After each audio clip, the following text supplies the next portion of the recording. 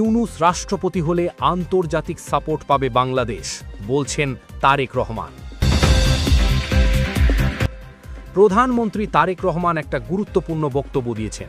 তিনি বলেছেন, ডক্টর মুহাম্মদ ইউনূস যদি রাষ্ট্রপতি হন তাহলে বাংলাদেশ বিশাল আন্তর্জাতিক সাপোর্ট পাবে।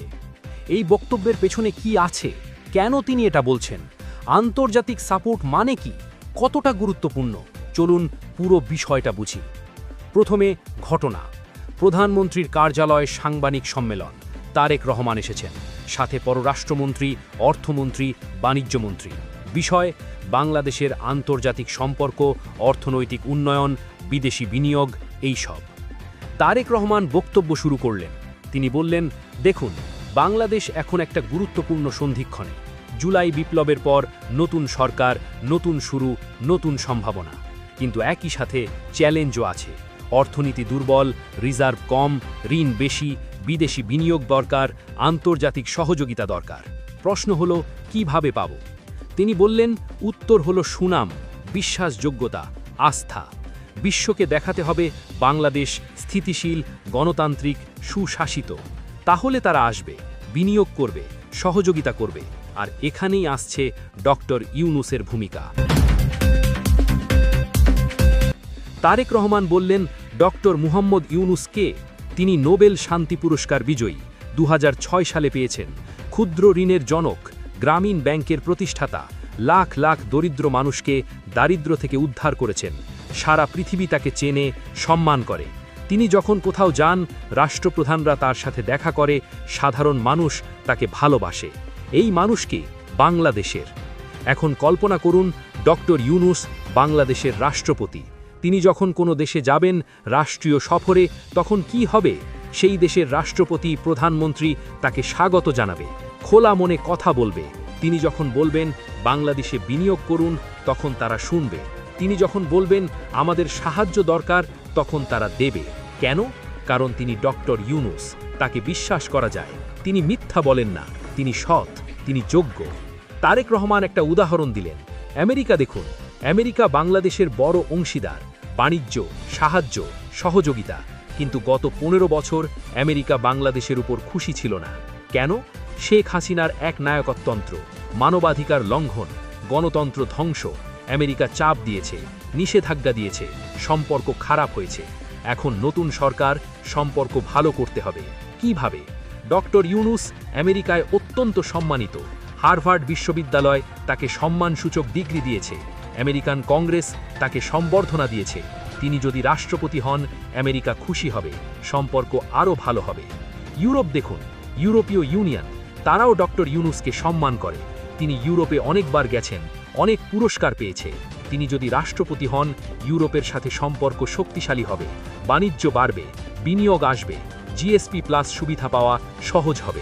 জাপান দেখুন, জাপান বাংলাদেশের বড় বন্ধু, অনেক সাহায্য দেয়, অনেক প্রকল্প করে। ডক্টর ইউনূস জাপানে খুব জনপ্রিয়। জাপানি মানুষ তার কাজকে ভালোবাসে। তিনি রাষ্ট্রপতি হলে জাপান আরও বেশি সাহায্য দেবে, আরও বেশি বিনিয়োগ করবে। এমনকি চীন, চীন বিশ্বের দ্বিতীয় বৃহত্তম অর্থনীতি, তাদের সাথে সম্পর্ক গুরুত্বপূর্ণ। ডক্টর ইউনূস চীনেও গেছেন, তারাও তাকে জানে, সম্মান করে। তিনি রাষ্ট্রপতি হলে চীনের সাথে সম্পর্ক ভারসাম্যপূর্ণ হবে।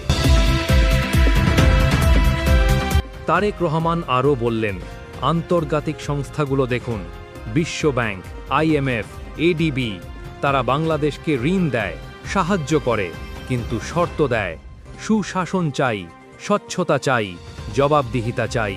ডক্টর ইউনূস এই সবের প্রতীক। তিনি রাষ্ট্রপতি হলে এই সংস্থাগুলো বিশ্বাস করবে বাংলাদেশ সঠিক পথে আছে। তারা আরও সাহায্য দেবে, আরও ঋণ দেবে, কম সুদে, ভালো শর্তে। জাতিসংঘ দেখুন, জাতিসংঘে ডক্টর ইউনূসের অনেক সম্মান। তিনি জাতিসংঘের বিভিন্ন কমিটিতে আছেন। তিনি রাষ্ট্রপতি হলে বাংলাদেশের কণ্ঠস্বর শক্তিশালী হবে।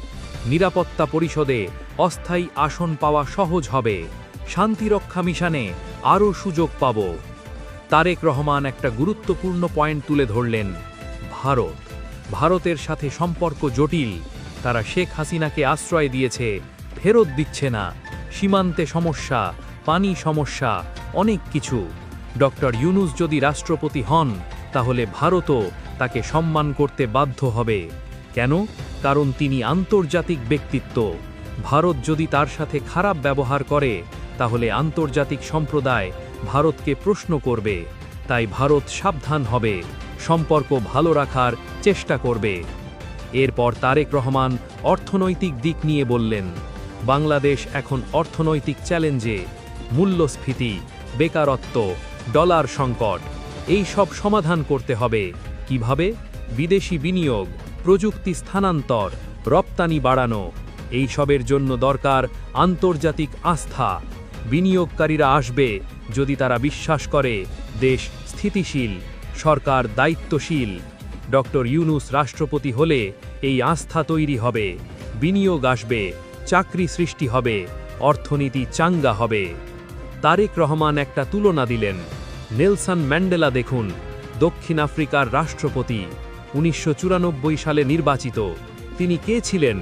নোবেল শান্তি পুরস্কার বিজয়ী, আন্তর্জাতিক আইকন। তিনি রাষ্ট্রপতি হওয়ার পর দক্ষিণ আফ্রিকায় বিশাল বিদেশি বিনিয়োগ এসেছে। কেন? কারণ বিশ্ব ম্যান্ডেলাকে বিশ্বাস করত। ডক্টর ইউনূসও তেমন। তিনি রাষ্ট্রপতি হলে বাংলাদেশ একই সুবিধা পাবে। কোফি আনান দেখুন, জাতিসংঘের সাবেক মহাসচিব, নোবেল শান্তি পুরস্কার বিজয়ী। তিনি যখন ঘানায় ফিরে গেলেন তখন ঘানার আন্তর্জাতিক ভাবমূর্তি বেড়ে গেল। ডক্টর ইউনূসও বাংলাদেশের জন্য সেই কাজ করবে। তারেক রহমান পররাষ্ট্রমন্ত্রীকে বললেন, আপনি বলুন। পররাষ্ট্রমন্ত্রী উঠে দাঁড়ালেন। তিনি বললেন, আমি গত 3 মাস ধরে বিভিন্ন দেশে গেছি, সবখানে একটা প্রশ্ন শুনেছি, ডক্টর ইউনূস কেমন আছেন, তিনি কি করছেন। এটা প্রমাণ করে ডক্টর ইউনূস কতটা গুরুত্বপূর্ণ। বিদেশি কূটনৈতিকরা আমাকে বলেছেন, ডক্টর ইউনূস যদি সরকারে কোনো পদে থাকেন আমরা খুশি হব, আমরা বাংলাদেশকে আরও সাহায্য করব। এখন প্রধানমন্ত্রী তাকে রাষ্ট্রপতি বানাতে চাইছেন। এটা খুবই ভালো সিদ্ধান্ত। আন্তর্জাতিক সম্পর্কের জন্য এটা সোনায় সোহাগা। অর্থমন্ত্রী বললেন, অর্থনৈতিক দিক থেকে এটা বিশাল সুবিধা। আমরা এখন আইএমএফের সাথে আলোচনা করছি ঋণ নিয়ে। তারা শর্ত দিচ্ছে, সংস্কার চাইছে। ডক্টর ইউনূস রাষ্ট্রপতি হলে আইএমএফ বিশ্বাস করবে আমরা সংস্কার করব, তারা আরও ঋণ দেবে ভালো শর্তে। বিশ্বব্যাংক, এডিবি সবাই সাহায্য করবে, আমাদের অর্থনীতি চাঙ্গা হবে। বাণিজ্যমন্ত্রী বললেন, রপ্তানি বাড়াতে হবে, নতুন বাজার খুঁজতে হবে, এর জন্য দরকার আন্তর্জাতিক যোগাযোগ। ডক্টর ইউনূস বিশ্বের সব দেশে পরিচিত। তিনি রাষ্ট্রপতি হলে আমাদের বাণিজ্য প্রতিনিধি দল যখন বিদেশে যাবে তখন দরজা খোলা পাবে, মানুষ শুনবে, চুক্তি সহজ হবে, রপ্তানি বাড়বে, বৈদেশিক মুদ্রা আসবে। তারেক রহমান শেষ করলেন এভাবে, দেখুন আমি রাজনীতিবিদ, আমি জানি রাজনীতিতে কিছু মানুষ বলবে বিএনপি থেকে রাষ্ট্রপতি হওয়া উচিত, জামায়াত থেকে হওয়া উচিত, কিন্তু আমি দেশের স্বার্থ দেখি, দলের স্বার্থ নয়, দেশের জন্য কোনটা ভালো সেটা দেখি।